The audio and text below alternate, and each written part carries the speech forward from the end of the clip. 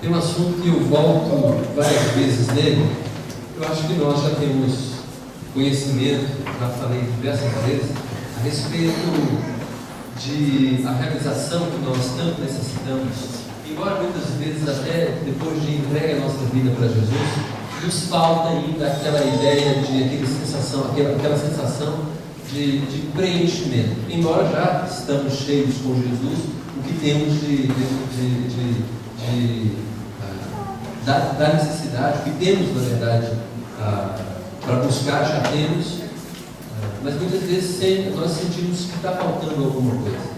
E dificilmente a gente percebe que a razão que não estamos tão cheios ou tão satisfeitos é porque, embora encontramos Jesus, entregando a nossa vida para Jesus, nós olhamos muito para nós e deixamos de olhar para as pessoas, para as necessidades, para o serviço. Então, eu volta e meia eu falo isso aqui na igreja. E isso, na verdade, eu tento levar para a minha vida e para a minha família. Eu quero só que a gente entenda claramente de que você vai ter mais realização se você passa a servir ao invés de buscar ser servido. A gente vai voltar nesse assunto mais uma vez, a nossa sequência de sermões, essa série. E este dia a gente vai para a segunda parte, mas vamos orar antes, ok? E vamos pedir a Deus que o Senhor Jesus mesmo nos abençoe e abra a nossa mente para que a gente saia daqui com mais. Tá bem? Vamos orar. E eu gostaria de que o Flávio, se pudesse, tirasse essa bandeira dali. Eu já tinha combinado que deveria ter tirado, mas me atrasei um pouco para sair do gabinete, porque eu vou usar aqui mais uma vez, como sempre, os slides, e algumas pessoas estavam com dificuldade de olhar ali, de ver o que estava passando. Muito obrigado, Flávio. Vamos orar? Cubra sua cabeça, feche os olhos. Vamos fazer uma oração, como é necessário, uma oração necessária, de entrega, uma oração de dedicação do coração, da mente, daquilo que você vai pensar. Por favor, não deixe agora de fazer aquela oração sincera, dizendo para Jesus: Jesus, me faça aprender aquilo que eu ainda não sei. Me faça aprender para que eu possa viver mais perto do Senhor, que agrada mais do Senhor, de uma maneira que eu sei que vai ser melhor para mim. Pai eterno, muito obrigado pela tua boa mão, sempre nos conduzindo a entender a tua vontade. Obrigado que o Senhor nos trouxe essa noite aqui para aprendermos mais do Senhor. Reconhecemos claramente de que não merecemos tantas bênçãos. Reconhecemos claramente de que não merecemos sequer a mão do Senhor estendida para nós. Na verdade, como diz a tua palavra, o que merecemos mesmo é o inferno. O Senhor nos revelou isso, mas o Senhor nos deu a salvação de graça. O Senhor se apresentou a nós e tem se revelado a nós através da tua palavra. Eu quero te agradecer pelo privilégio que o Senhor já tem nos dado de, ao mesmo tempo que receber tantas coisas merecidas, o Senhor também, semanalmente, o Senhor nos faz vir aqui à igreja, o Senhor nos conduz aqui, embora tenhamos tantas outras coisas para fazer, mas o Senhor nos faz dar preferência a isso, porque o Senhor já colocou no nosso coração a importância de estarmos aqui reunidos no nome do Senhor, para cultuar o Senhor e também aprender a servir o Senhor. Muito obrigado por causa disso. Muito obrigado porque quantas e quantas pessoas gostariam de estar aqui envolvidas com coisas nobres, mas muitas vezes estão perdidas nas suas próprias vontades, perdidas diante de uma televisão, perdidas diante de um vício, perdidas diante de si mesmas, que não conseguem escolher o melhor para a vida. Pedimos que o Senhor continue a nos abençoar assim, nos dando esse conhecimento, essa coragem, essa intrepidez, esse desapego a coisas menores para buscar coisas maiores. Continue nos abençoando. E queremos, ao mesmo tempo que dizer que estamos gratos ao Senhor, queremos dizer também que precisamos do Senhor. Por favor, Pai, nos abençoe. Venha com o Espírito Santo poderoso do Senhor. nos mostrar através da Tua palavra aquilo que precisamos ouvir do Teu Espírito. Fale ao nosso coração essa noite de uma forma especial. Que hoje seja mais um dia especial ou um dia super especial na nossa vida. Por favor, Pai, nos abençoe. Obrigado pela Tua graça, pelo Teu poder sobre nós. Pedimos a Tua bênção no nome de Jesus. Amém. Ok.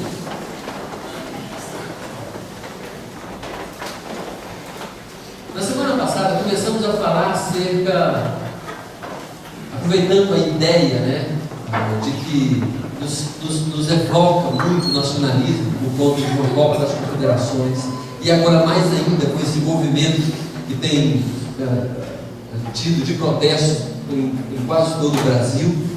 A gente esteve falando de que nós, como igreja, somos um time que Deus quer usar para alcançar o mundo, alcançar o Brasil, alcançar a nossa cidade com o Evangelho de Jesus Cristo. Na semana passada vimos a respeito dessa questão de que nós somos o time que Jesus, a equipe que vai fazer alguma coisa para essa sociedade. Embora muitas organizações, muitas ONGs, muitas empresas, muitas instituições fazem muitas coisas boas, mas na semana passada já começamos a ver de que é a igreja que Jesus escolheu para dar aquilo que absolutamente, para conceder, para ser canal, aquilo que absolutamente nenhuma instituição pode dar. A notícia que só Jesus salva. A notícia de que Jesus Cristo é a necessidade de todas as pessoas. Quando alguém quer se vingar de alguma pessoa, no fundo, ela está querendo preencher o coração com alguma coisa maior que ela. Quando alguém, muitas vezes, vai usar uma droga, seja lícita ou ilícita, no fundo, ela quer ser preenchida por alguma coisa que é maior do que ela. Qualquer que seja a sua busca, a busca da humanidade, seja por fama, dinheiro, sexo, um love, um amor, um romance, no fundo, as pessoas estão buscando ser preenchidas por algo grande, ter o coração completo e cheio. O problema é que a grande maioria, e às vezes até no meio da igreja, não entende que a necessidade que todo mundo tem, nós também, é de ser preenchido pelo poder e pela graça, pelo próprio Senhor Jesus. No fundo, as necessidades se resumem nisso. Essa é a grande necessidade do ser humano. Porque você pode perceber que tem pessoas que têm aquilo que você almeja, seja material, seja de status, mas você percebe que ela não tem satisfação e realização. Puxa vida, se eu tivesse um pouco mais de dinheiro, eu acho que eu ficava satisfeito. Aí você encontra uma pessoa rica que se mata, porque estava tão vazia. Aí você percebe, puxa vida, dinheiro resolve muito problema, mas não traz felicidade real. E é assim mesmo. Tem pessoas que têm relacionamento, seja casamento, seja namoro, seja família, pai, filhos, tudo arrumado. Mas você vê que mesmo assim as pessoas estão para baixo. Às vezes algumas pessoas pensam assim, eu queria ter aquela família de fulano. Mas quando você se aproxima de fulano, ele mostra que não está satisfeito, não está realizado. Por quê? Porque não tem o que mais precisa. Não tem o principal, não tem o maior. Olha, se vocês estiverem passando o celular, usando o Facebook, acho que é melhor vocês, ou qualquer outra coisa, é melhor vocês desligarem. Tá bem? Porque aí não aproveitam o que vocês querem para fazer aqui na igreja. Estou certo ou estou certo? É isso mesmo. Ok. Então, nós entendemos e devemos entender o mais rápido, o mais cedo possível, que a realização que tanto nós necessitamos, ela está na pessoa de Jesus. Aí nós já encontramos isso, temos essa realização, precisamos ter a coragem de sair proclamando isso. É a razão pela qual Jesus Cristo nos deixa aqui na terra. Uma vez que entregamos a nossa vida para Jesus, Jesus nos garante que nós vamos para o céu. Por que Ele não me leva logo para o céu? É masoquista então? Já que o céu é bem melhor do que aqui, Ele me deixa aqui para eu ficar sofrendo ainda? Não! Ele quer me dar uma satisfação aqui, e ainda que Ele me quer tornar útil menos canal dele, ferramenta dele, para que ele próprio seja conhecido em todo o planeta, também nos teus parentes, também nos seus colegas de trabalho, na sua escola, em qualquer lugar. Ele quer me usar para que ele próprio seja conhecido em todos os lugares. E nós, como a igreja de Jesus Cristo, somos o time de Jesus Cristo. Somos o time de Jesus Cristo. Na semana passada, resumidamente, nós percebemos que esse time, ele é formado pelos discípulos que aceitaram trabalhar. Você é discípulo de Jesus? Ah, eu sou discípulo de Jesus. Mas às vezes você ainda não aceitou trabalhar. Às vezes a gente é aquele discípulo que na verdade só quer aquilo que o pessoal fala, só o bem a nós. Só aquilo que é de benefício para a gente. Mas aquilo que diz respeito ao reino do Senhor Jesus, a gente se abstém. A gente diz para Deus, não, outras pessoas vão fazer. Ah, eu não consigo. Na verdade não quer. Porque Jesus na verdade diz que vai nos capacitar, e temos até outra realidade com relação a isso aqui. Então, o primeiro lugar que a gente precisa entender a respeito do time é que esse time de Jesus, Deus conta com a igreja, mas efetivamente é formado por aqueles discípulos que aceitaram trabalhar, aceitaram o compromisso e a responsabilidade. Não, Jesus me usa, eu quero ser usado. E Jesus vai usar. O time também, já vimos isso na semana passada, né? Tem uma missão e está capacitado a cumpri-la. Nossa missão é glorificar a Deus, levando o Evangelho a toda criatura. É sendo honesto, porque sendo honesto, eu vou glorificar a Deus e as pessoas vão ficar interessadas, obviamente, nesse Evangelho que transforma a vida. Ah, eu era bandido, eu era delinquente, mas entreguei a minha vida para Jesus, recebi a salvação e hoje eu não sou delinquente, como também ajudo as pessoas.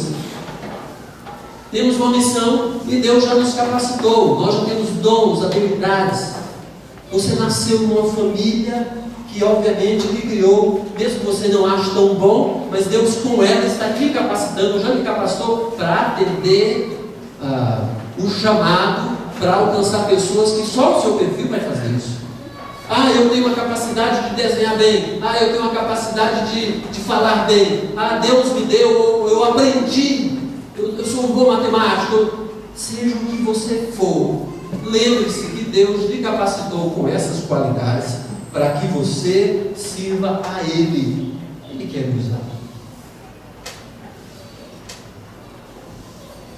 E o último detalhe que vimos na semana passada foi que esse time que somos nós, ele já está em campo.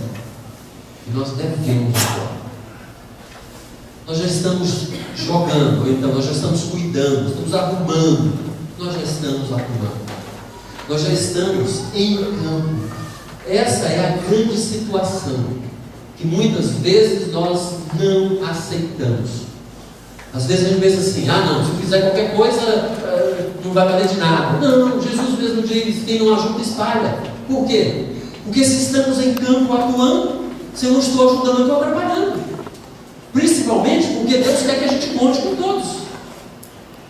Deus não quer que a gente conte. A Bíblia fala que nós somos o corpo de Cristo. Você acha legal se a nossa perna deixasse de servir como perna, não quisesse servir, e a gente contando com a perna? Ela vai negar serviço. Vou caminhar e de repente, o que acontece com algumas pessoas, não serve. Então ela não só, veja só, não está servindo para eu ir mais longe, como também está atrapalhando, porque só o contato com ela já atrapalha. Porque se eu fosse assim, e ela, se fosse num pé só, sem contar com a perna que vai ser falsa ou vai negar, eu não teria mais sucesso. Nós já estamos em campo e devemos atuar. Basicamente é isso que vimos na semana passada. E hoje eu queria que a gente, de alguma maneira, refletisse um pouco mais acerca desse time. Só que um time verdadeiro, ele precisa de ter uma orientação de alguém. Esse movimento que está no Brasil é uma coisa muito bonita até. Nos dá até orgulho quando a gente percebe que tem pessoas indignadas que estão fazendo até alguma coisa mais do que muitas vezes a gente tem coragem de fazer. Por outro lado, é também um movimento que tem um grande problema. É um movimento que infelizmente é acéfalo. E nós corremos um risco por causa disso. Vai lá que aparece aí um ditador ou uma pessoa que o povo acha que é um bom cabeça, e na verdade, ele, para que seja um bom cabeça, ele vai ter que passar por muitas pessoas que não o acham um bom cabeça. Aí a gente corre o risco de ter uma insurreição, uma guerra civil no Brasil. Porque quando uma pessoa se sobrepõe às outras, nós entramos numa ditadura. E o Brasil demorou tanto a ter uma democracia, embora não seja perfeição, não perfeição, mas mais próximo da vontade de Deus, seria uma teocracia. Mas qual o problema? Teocracia num país que não conhece Deus, aí é a mesma coisa a gente ir para um país árabe, um país muçulmano. É pior.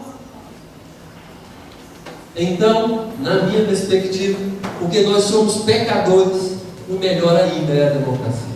Mas democracia faz com que a gente sofra coisas que a gente não quer. Faz com que a gente sofra coisas que uma parte quer, a gente tem que tolerar isso. Isso diz respeito à democracia. A democracia é o governo do povo. Então é o povo que não é, a voz do povo não é a voz de Deus, nós sabemos disso. E nós, como igreja, deveríamos cooperar o máximo possível, principalmente para que haja justiça no planeta Terra e no nosso Brasil também. Que imagem bonita, extremamente bonita. Mas por isso que você tem que sofrer que junto de pessoas que estão com a bandeira dizendo o seguinte, né? Queremos um Brasil melhor. Tem uns que estão depredando um país, tem roupa. Gente, que coisa mais absurda. Eu quero um país melhor, mas sai quebrando. Sabe por quê? Porque certamente não tem uma pessoa liderando, não tem um objetivo fixo.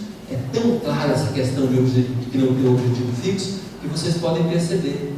A maioria dos cartazes são cartolinas que a pessoa escreve na hora ali. A pessoa vai com a cartolina branca e vai com o pincel, chega lá, vamos reclamar de quê? Aí escreve. Vamos reclamar contra, aí coloca alguma coisa, né? Contra a corrupção. Necessário, né?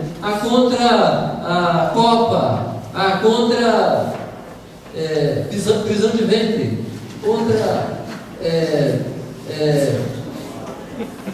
o Flamengo. Pode ser também, né? E estamos numa democracia, isso também tem a ver. Mas você pode perceber que é um movimento que não tem uma boa direção com relação a isso. Mas pode ter bons resultados, já vai ter bons resultados, acredito eu, mas correndo no perigo. Correndo no perigo, né? Porque vai lá que acontece de alguém chegar o homem da capa preta dele, né? E ele ser o salvador da pátria, e parte do Brasil não quer, e aí ele tem a massa na sua mão, e daqui a pouco temos um grande problema que a gente não vai conseguir resolver no Brasil tão cedo, se é que vamos resolver. Na verdade, essas pessoas estão apenas dizendo assim, nós estamos insatisfeitos. Mas pensa bem, qual ser humano que está satisfeito? Nenhum. Não existe ser humano satisfeito. Porque dentro de nós existe a insatisfação natural, porque nós somos pecadores. Mas nós que somos cristãos, sabemos de que a verdadeira solução para essa insatisfação, para que a gente possa até fazer uma manifestação ordeira, exigindo direitos de forma ordeira, essa solução se chama Jesus Cristo. Então, começando a respeito disso, durante essa semana, estava conversando com um deficiente físico, até disse que provavelmente viria hoje aqui na igreja, ou viria numa outra ocasião. Conversando com ele, eu falei da nossa série de sermões, falando acerca desse assunto, aí falei que a gente tinha aproveitado para refletir acerca do time, e depois que hoje a gente ia ouvir acerca do técnico, como vocês já bem sabem. E ele falou bem assim para mim: o técnico é Jesus. Eu achei tão legal isso ele falar. É tão óbvio, não é? Se nós somos o time de Jesus, o técnico é Jesus. Muitas vezes nós preferimos jogar para a torcida e deixamos de jogar conforme as orientações do técnico. Muitas vezes costumamos a jogar ou atuar conforme o nosso próprio interesse, e não ajudamos o time, e muito menos fazemos a vontade do técnico. Hoje o que eu quero trabalhar é a respeito dessa ideia de que nós temos um técnico, um orientador, e vamos nos apegar a ele, vamos acabar ou parar com essa nossa preguiça, a nossa mania de achar que nós já sabemos as coisas. Vamos ter que buscar na palavra, na oração, essa orientação do Senhor. Porque se você entende que faz parte do time de Jesus, você também precisa, obrigatoriamente, saber quais as orientações que esse Jesus tem para te dar. Por isso que vale a pena a gente refletir um pouco hoje acerca dessa ideia. Nós somos o time, sim, mas Jesus Cristo é o nosso técnico. No Brasil tem vindo agora um movimento, não é tão novo, mas mais frequente agora, de coaching ou técnico. São aquelas pessoas que têm uma capacidade de dirigir outros, de guiar outros, dando conselhos que ela pelo menos vai ser orientada para algum objetivo. É interessante que o coaching, nesse caso, tem várias áreas agora. Na área empresarial, na área, inclusive, teológica, ministerial, inclusive, essa semana também, fiquei sabendo, eu já tinha ouvido falar, já tinha lido, mas a Graça estava interessada, já ouvi falar tem um coaching nessa área de concurso. Talvez eu vou pegar um conselho desse coaching, desse técnico. E bem provavelmente uma boa ideia. É uma boa ideia. Mas obviamente é caro, não é barato. A pessoa vai trabalhar para lhe dirigir. É assim mesmo. O coaching, ele não necessariamente tem envolvimento emocional com uma pessoa orientada. É aquele que é um profissional, vai orientar, ele tem interesse no seu sucesso, mas ele não perde com o time, não. Ele fala assim, para fazer isso, verificar se está fazendo, mas se você não estiver fazendo, você está me pagando, meu irmão. Igual um médico que você vai pagar a consulta todo mês e não segue a orientação do médico, e o médico vai ficar triste por causa disso? Não vai. Mas olha só, Jesus Cristo falou algo extremamente importante a respeito dessa ideia. Nós o colocamos como nosso guia, como nosso técnico, como nosso chefe, como nosso diretor, até nosso dono, nosso Senhor. Mas Jesus fez uma queixa, uma ocasião, que essa é a reflexão que nós vamos ter hoje. Jesus disse assim: por que vocês me chamam Senhor, Senhor, e não fazem o que eu mando? Gente, é uma pergunta intrigante que Jesus faz para as pessoas. E é nisso que a gente vai avaliar. Olha só como é que Jesus tem um contexto, obviamente, isso. Mas eu queria refletir na passagem, queria que a gente tivesse um conhecimento acerca disso um pouco melhor. O texto já está aqui e eu queria que você acompanhasse comigo, porque vai chegar naquele ponto, naquele momento onde você, obviamente, e eu, vamos ser confrontados com essa ideia. Por que muitas vezes a gente diz e chama Jesus de Senhor, mas a gente meio que nega essa questão de obedecer? Por que me chamar de Senhor, Senhor, e não fazer o que nos mando? Todo aquele que vem a mim e ouve as minhas palavras, as pratica, eu vos mostrarei a quem é semelhante. Foi interessante. Jesus começa a dizer: vocês me chamam de Senhor, Senhor, e não fazem o que eu mando, mas eu vou dizer para você o benefício que é você me chamar de Senhor e obedecer quando eu mando. Olha só, Jesus vai mostrar exatamente o valor de seguir a direção do técnico. Mas se você prefere dirigir, ou pelo menos ser guiado pela torcida, sinceramente você vai sofrer as consequências. E a torcida, seja você, o seu coração ou outra pessoa, você que vai assumir as consequências. Mas se você me obedecer, se você atender a voz desse técnico, desse senhor, desse gerente, você vai ter sucesso. Aí ele diz assim: é semelhante a um homem que, edificando uma casa, cavou, abriu profunda vala e lançou o alicerce sobre a rocha. E vindo a enchente, arrojou-se um rio contra aquela casa, e não a pôde abalar, por ter sido bem construído.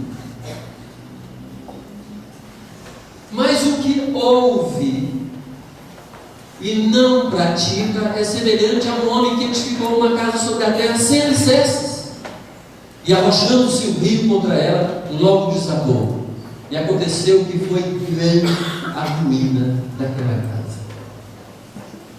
Basicamente, o que Jesus está apresentando é as consequências de uma pessoa que não atende ao que ele está falando. Por que vocês me chamam Senhor, Senhor, e não fazem o que eu lhes mando? Essa é a colocação que Jesus diz. Olha, se você ouvir e tem ouvido o que eu tenho falado, mas se você obedecer, você é semelhante àquela pessoa que construiu uma casa sobre um alicerce, cavou a vala profunda até chegar na pedra e fez o alicerce numa rocha.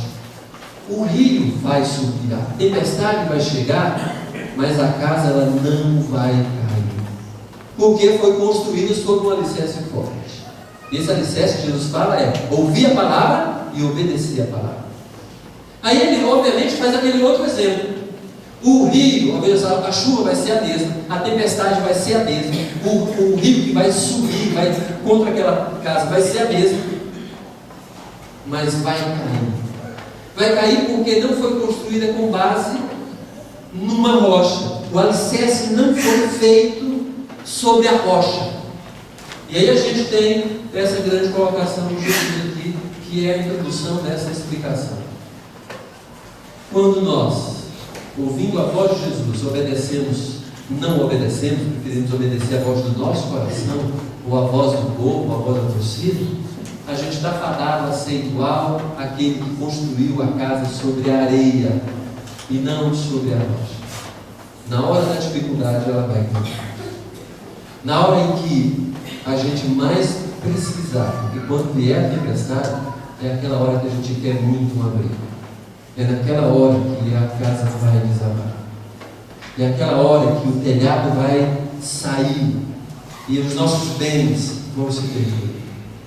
É aquela hora em que a parede vai cair, vai ser derrubada, o barraco vai abrir, e você com a sua família, ou você numa situação já de enfermidade, ou você numa situação assim de vulnerabilidade, você vai se tornar, você vai ser maior vítima, porque eu apenas ouvia a voz de Jesus e não obedecia. Estou falando você ouvia, porque nós temos a oportunidade de ouvir, nós sabemos onde ouvir a voz de Jesus o tempo todo. Ao menos uma vez por semana, 2 vezes por semana aqui na igreja, nós temos essa oportunidade. Ao menos. Agora tem pessoas que não conhecem isso, não ouvem a voz de Jesus, porque não sabem nem onde encontrar a voz de Jesus. Mesmo porque muitas pessoas buscam na religião, e a religião é um fracasso. Uma religião é o homem construindo Deus. E cristianismo é Deus que veio se revelar ao homem. E quando o homem começa a construir Deus, ou as coisas de Deus, vai jogar sempre para a torcida, e vai fazer a vontade de homens tão somente.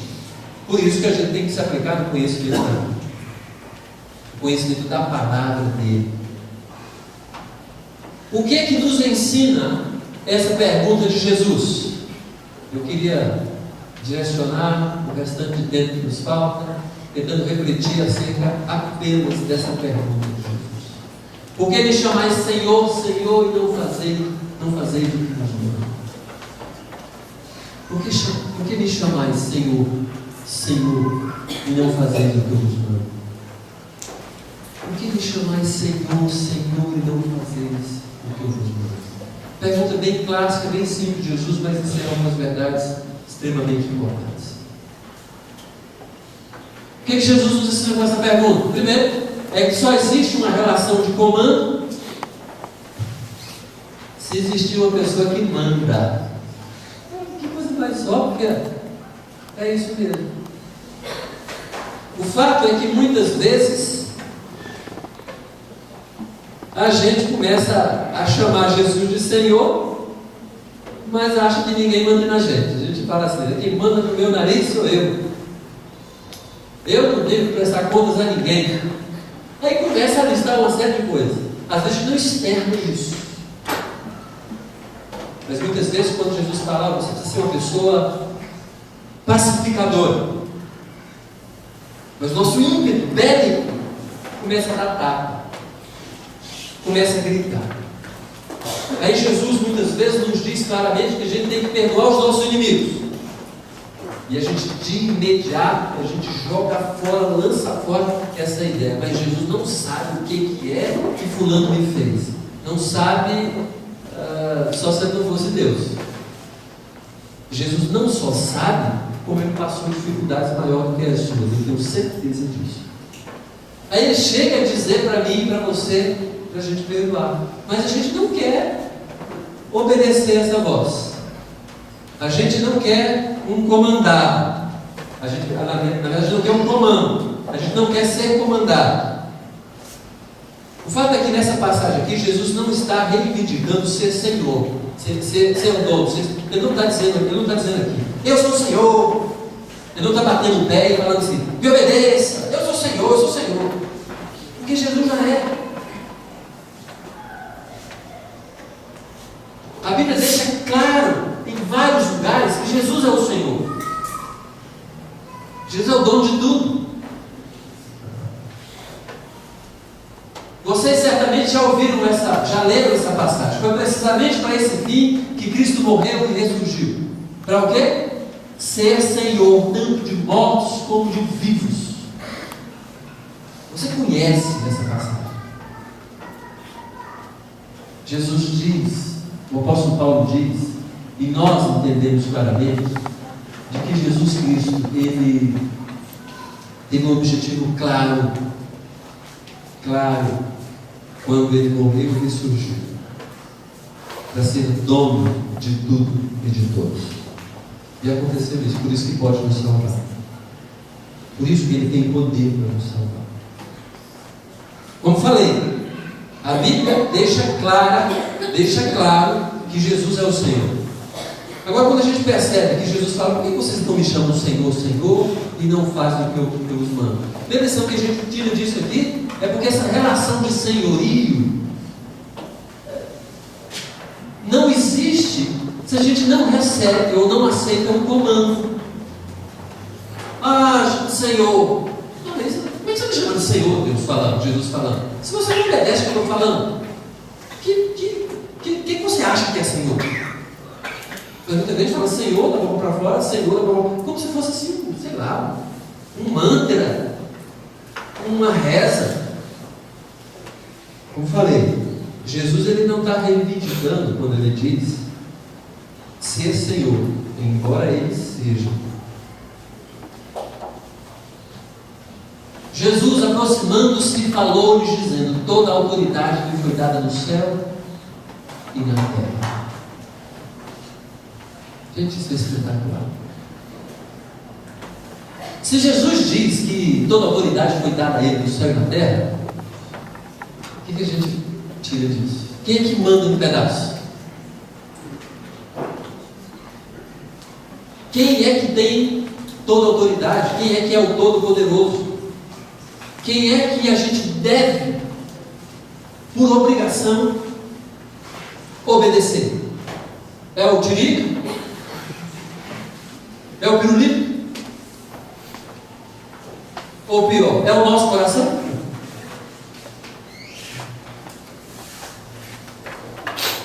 Jesus é o nosso guia, nosso técnico, nosso Senhor. Um dos versículos que eu mais aprecio e que mais me chama a atenção na Bíblia é esse. Colossenses 2:3, falando acerca de Jesus, o apóstolo Paulo. Em quem? Jesus. Todos os tesouros da sabedoria e do conhecimento estão ocultos. Em Jesus. Veja só. Eu creio plenamente de que Jesus ele tem mais conhecimento do que você.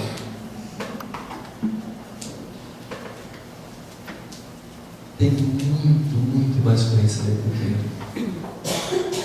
Por que às vezes eu fico questionando obedecer a Jesus? Porque eu estou querendo entronizar o verme e tirar o rei do trono. A gente faz isso com facilidade. Jesus apresenta uma verdade e a gente tira esse Jesus do trono. A gente canta, Jesus, neste lugar tu és real. Não é assim? A gente canta. Em outras palavras, Senhor Jesus, nesse lugar, o Senhor é realeza, o Senhor é o rei, o Senhor é o dono. Quem manda aqui é o Senhor. Muitas vezes isso é só da boca para fora. Porque na primeira crise que a gente tiver, a gente vai querer abandonar esse reinado. A gente aqui toma o cetro e às vezes toma o trono de Jesus Cristo. E aí a gente deixa de ser guiado por aquele que tem conhecimento de todas as coisas, todos os tesouros, olha só, todas as coisas valiosas da sabedoria e do conhecimento em Jesus. Não é em você, não é no Abisaí, não é no seu patrão. Esses tesouros estão ocultos, não é no coração da sua sogra, mas é no coração de Jesus Cristo. É em Jesus Cristo. Jesus sabe mandar, sabe orientar, sabe direcionar, sabe guiar, sabe comandar, sabe chefiar, sabe conduzir, sabe dirigir, sabe gerenciar, sabe ser o coach, tanto nós necessitamos. Se eu ouvir e obedecer, ele diz para mim: você vai ter uma morada firme, você vai se dar bem. Quando vier a tempestade, você vai poder ficar abrigado com segurança. Você não vai ter grandes problemas. Vai passar o problema como todo mundo passa, mas você não vai sucumbir. Você não vai ser levado pela enxurrada. Você vai permanecer. O que Jesus nos ensina com essa pergunta? Qual pergunta? Por que vocês me chamam Senhor, Senhor e não fazem o que eu vos mando? Por que vocês me chamam de Senhor, Senhor e vocês não fazem o que eu vos mando? Segunda verdade.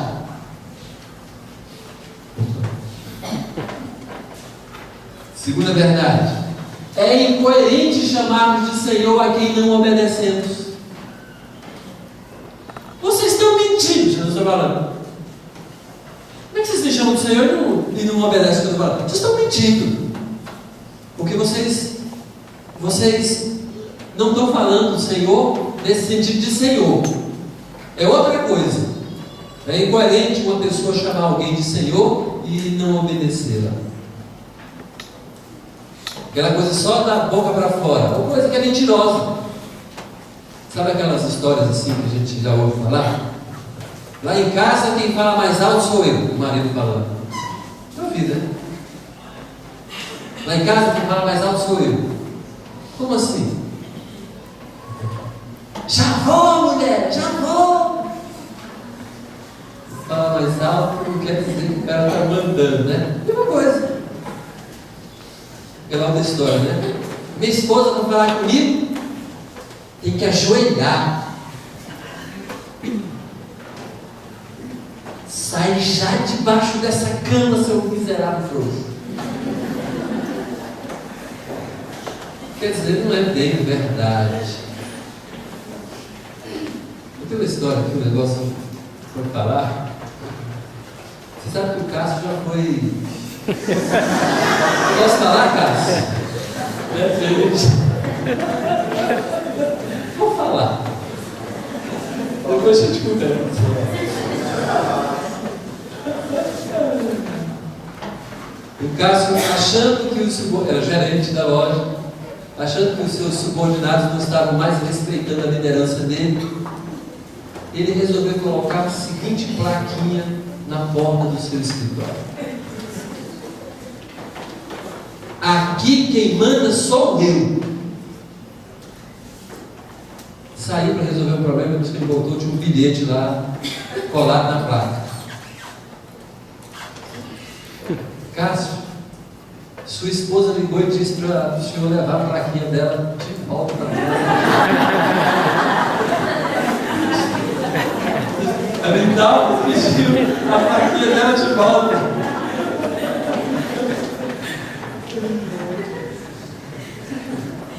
Muitas vezes nós queremos um líder, sabe para quê? Para resolver os problemas que nós não queremos resolver. Muitas vezes é assim, né? A gente quer o salário do chefe, mas não quer os problemas do chefe. Geralmente é assim. Então, muitas vezes a gente quer e diz que tem um chefe: Senhor, Senhor, me ajuda. É assim: Senhor, Senhor, eu estou passando por esse apuro, não está vendo? Senhor, Senhor. A gente fica resumido basicamente nessa situação. A gente pede, ou clama, ou diz que é Senhor, é para ter um socorro. E aí Jesus fala: como é que vocês me chamam Senhor e não obedecem, não fazem aquilo que eu mando? É incoerente chamarmos de Senhor a quem não obedecemos. É incoerente. Jesus está dizendo isso com clareza. Porque vocês me chamam Senhor, Senhor, e vocês não fazem o que eu vos mando. É incoerente você me chamar de Senhor. É incoerente, não? Você não pode continuar desse jeito. A gente quer chamar o Senhor tão somente, muitas vezes, para resolver problema, e não para obedecer esse Senhor. E por fim, Jesus nos ensina com essa pergunta algo que a gente precisa, obviamente, refletir: que a boa resposta pode nos aproximar de uma vida muito melhor. Qual é a boa resposta, então? Por que você e eu, às vezes, ou muitas vezes, não obedecemos? Não aceitamos esse técnico, esse gerente, esse guia, esse chefe. A boa resposta pode nos aproximar de uma vida melhor. Não necessariamente vai resolver. Mas por quê? Por quê? Às vezes nós temos medo das consequências. Para eu falar sim para Deus, eu tenho medo muitas vezes do que vem depois. Porque quando eu falo que sou servo do Senhor Jesus, eu tenho que renunciar ao meu ego, ao meu jeito, ao uso do meu tempo, o meu comodismo. N vezes, quando eu deveria falar sim Jesus, eu nego de falar sim Jesus, porque eu vou ter uma atrapalhada. Porque falar sim para Jesus é dizer não para uma série de coisas, ou não? Ao falar sim para Jesus, eu estou virando as costas para algumas coisas que eu estava acostumado a ter e querer. Dizer sim para Jesus é dizer não para algumas coisas ou pessoas, principalmente para nós mesmos. Dizer sim para Jesus é negar o nosso ego, é dizer claramente de que quem manda é Ele. Ao invés de a gente falar assim: Senhor Jesus, nem entendo tudo, mas eu vou obedecer ao Senhor. Sobre a tua palavra e vou lançar as redes. Vou lançar a rede. É porque o Senhor é quem manda, o Senhor é quem sabe. Eu não sei. Às vezes, então, eu digo não ou não obedeço porque eu tenho medo das consequências. As consequências muitas vezes, eu passar vergonha. Vou ter que pedir perdão. Vou ter que assumir um prejuízo. Vou ter que dizer para as pessoas que quem manda na minha vida não sou eu, não. Eu vou ter que sofrer algumas consequências. Aí a gente fica falando, a gente diz, ou inventa, ou enrola a gente mesmo, né? Não pratica. A gente vai sofrer depois, vai chorar, mas não pratica a vontade do Senhor. A gente inventa um monte de desculpa, mas a gente sabe que a gente não tem condições de a gente se enrolar e mentir para a gente. Quem dirá para Jesus? Outra razão que muitas vezes a gente não responde sim. A outra razão que muitas vezes a gente não aceita o senhorio de Jesus. A primeira é medo das consequências. Outra é a incredulidade. Li uma vez, botei na apostila do CIP. Alguns já leram isso e sabem. O contrário de obediência não é desobediência. O antônimo de desobediência, de obediência, não é desobediência. O antônimo de obediência é incredulidade.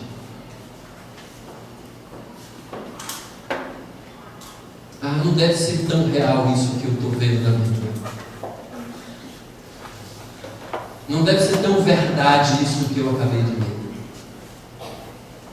Eu tenho que obedecer aos pais como obedecendo ao Senhor Jesus. Eu tenho que ser submisso aos meus líderes.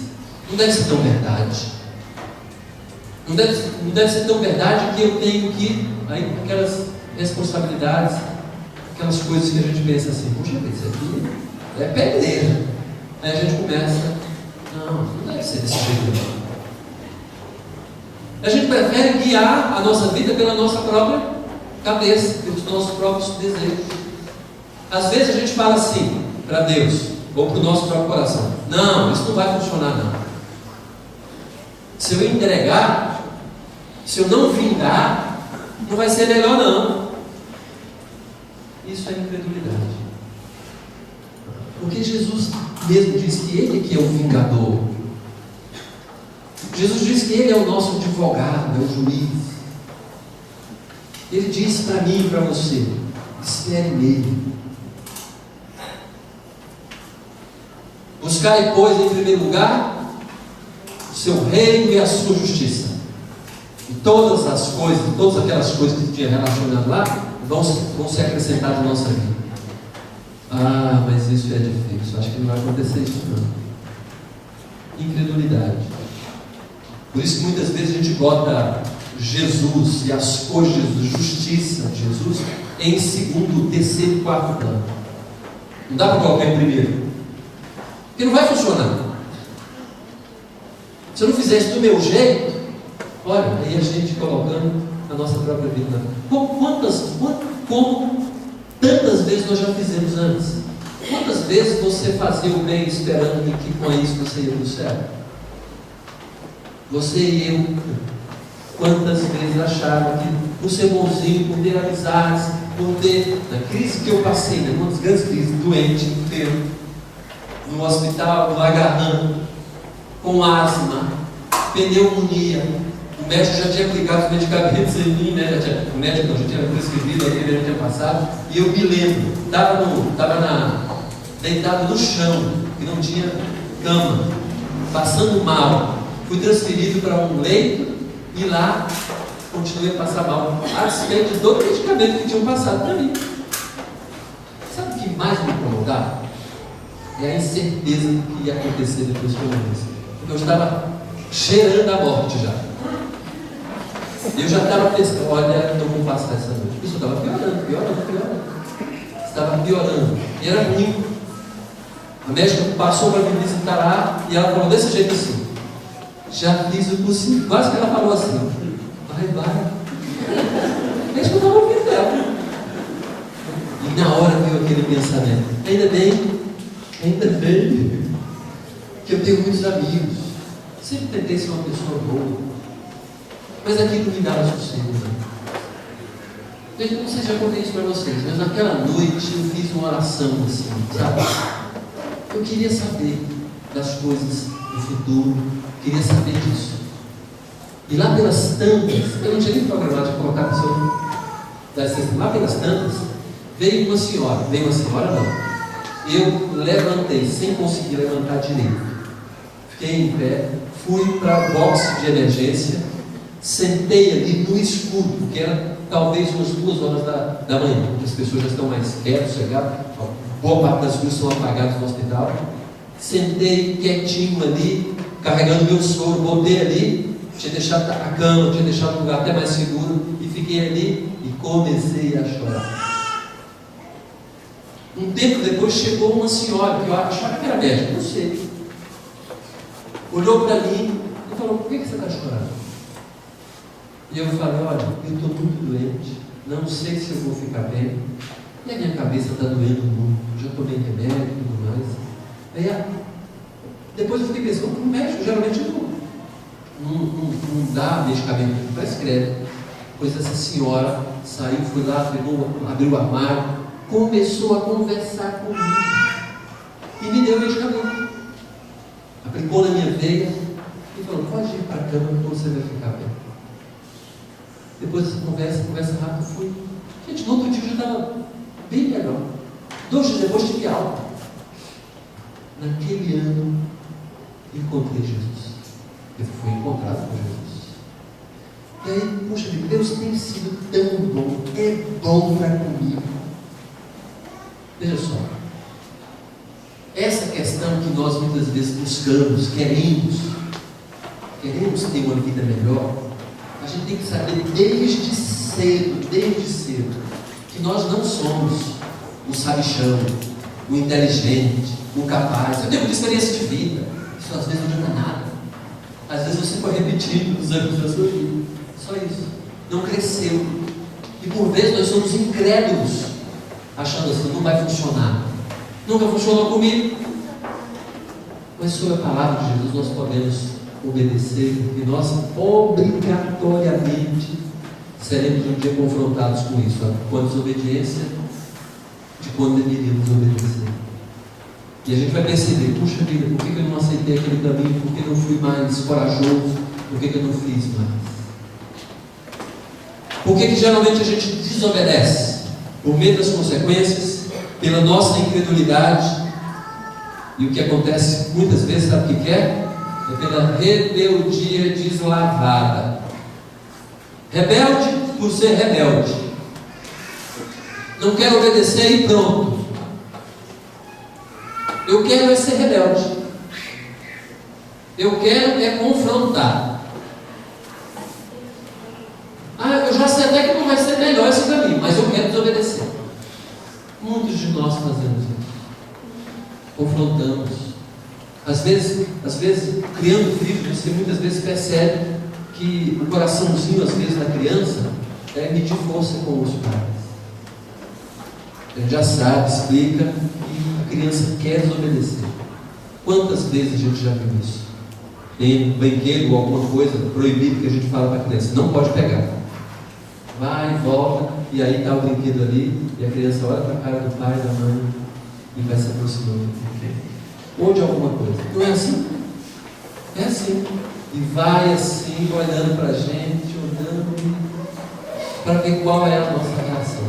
Já sabe que é desobediente. E muitas vezes nós fazemos assim também para Deus. Sabemos o que é desobediência, sabemos onde está a desobediência, e a gente caminha na direção da desobediência. O que a gente quer com isso? É rebeldia deslavada.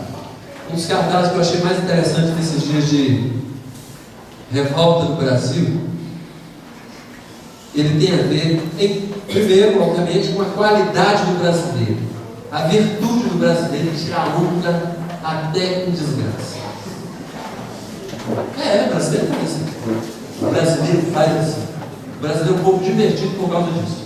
É o favelado que não tem o que comer, mas está lá sorrindo, tirando onda, contando piadas, esqueceu um pouco a dificuldade, aquela coisa. É o divertido brasileiro. Olha só esse cartaz.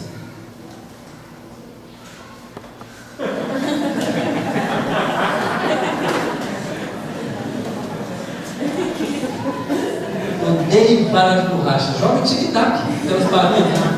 Joga tic-tac. Vai ser bem melhor.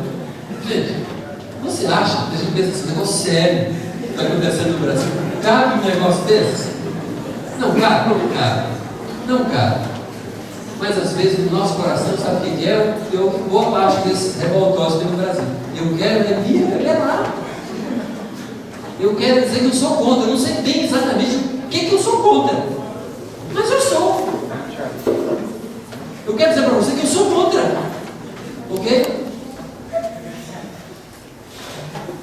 Uma plaquinha, né, que eu mandei no início. Eu devo ter mandado para outras pessoas, mas eu acho. O cara dentro do ônibus assim: não é pelos 20 centavos. É pelo Fluminense que ainda deve a Série B.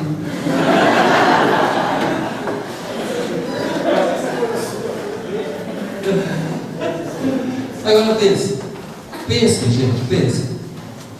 Às vezes a gente fica numa situação em que a gente não mede as consequências da nossa desobediência. Eu queria que a gente refletisse acerca disso hoje, terminasse com isso. Nós temos um guia que se chama Jesus, Ele é o nosso técnico, Ele é o nosso Senhor de verdade. Quer levar uma vida melhor? Obedeça a Jesus. Agora, como é que você vai saber qual é a vontade de Jesus?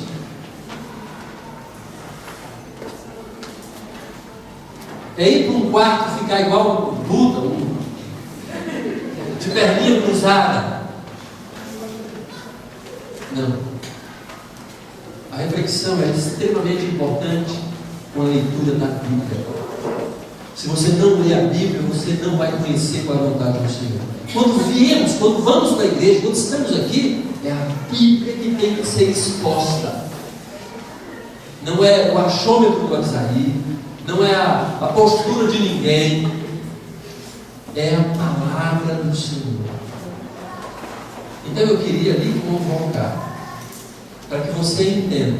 Se você entende que faz parte do time de Jesus Cristo, o técnico sendo Jesus, que é evidente, qualquer pessoa na rua pode dizer para você, mas poucos sabem que esse técnico, ele diz quais são as orientações, qual é o comando através da palavra dele, a Bíblia.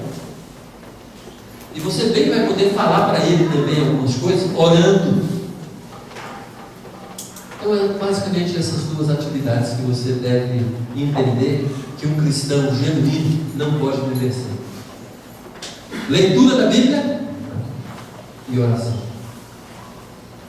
Faça um pacto com Deus hoje. A partir de hoje vou ler mais a Bíblia. Mas para quando você vai ler mais? Vou ler meia hora a mais todo dia. Vou orar mais meia hora, porque eu já tenho orado 1 minuto, vou orar 30 minutos. Faça um compromisso com o Senhor hoje acerca da palavra dele, do tempo de devocional, de oração que você tem. Você não pode sair daqui do mesmo jeito.